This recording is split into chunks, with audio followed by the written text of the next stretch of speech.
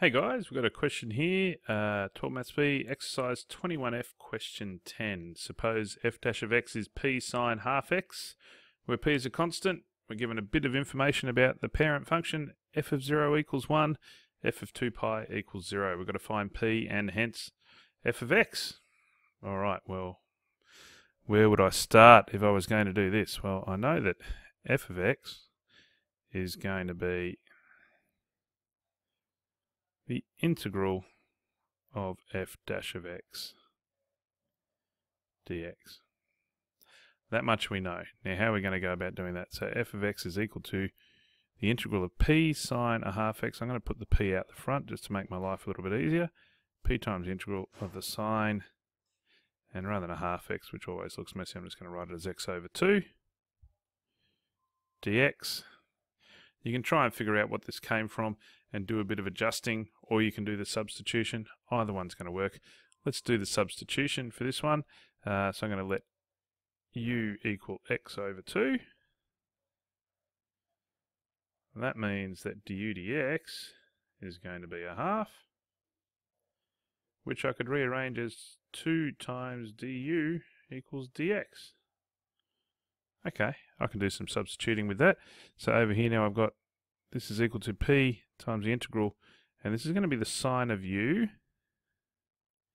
I'm replacing x over 2 with u. And this 2 du that replaces dx, I'm going to put the 2 in front just because it makes my life easier. And the du, at the end. Okay, that's not too bad. I can even slip that 2 out the front, so I've got 2p. And now the integral of sine u, well that's easy enough, isn't it? That's negative cosine u. And I'd have to include the plus c there. So I've done the integral. The 2's gone out the front, so it would be 2p in front. The integral of sine u, negative cosine u plus c. Okay, we've got that's what my expression f of x is, well, except that I've got u there still, so let's get it back in terms of x. So f of x is going to be 2p multiplied by negative cosine x over 2 plus c.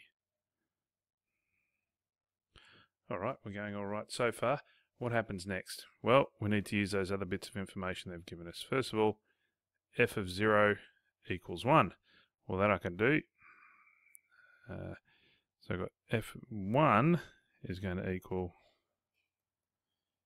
2p multiplied by negative cosine 0 over 2, which of course is going to be 0, plus c.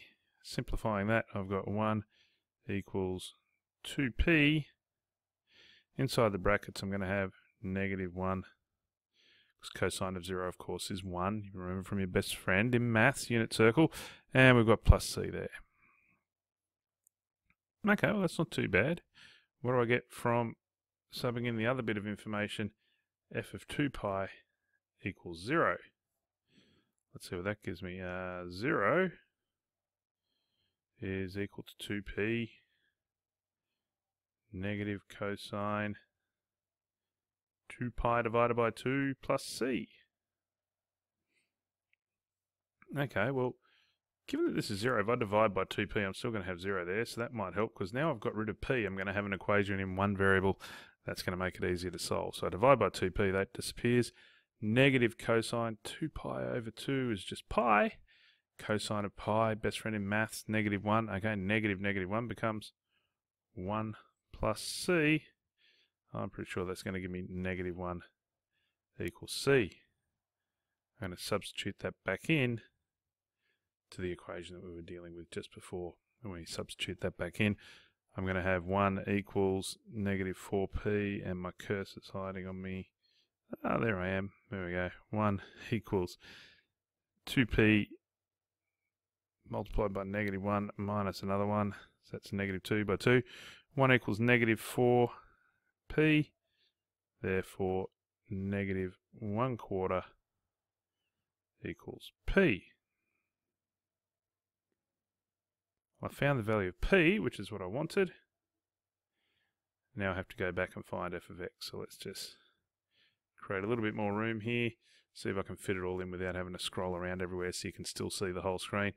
So once I've got that, That was a little bit of work that we did at the start. We've got just enough room to squeeze in the answer. So f of x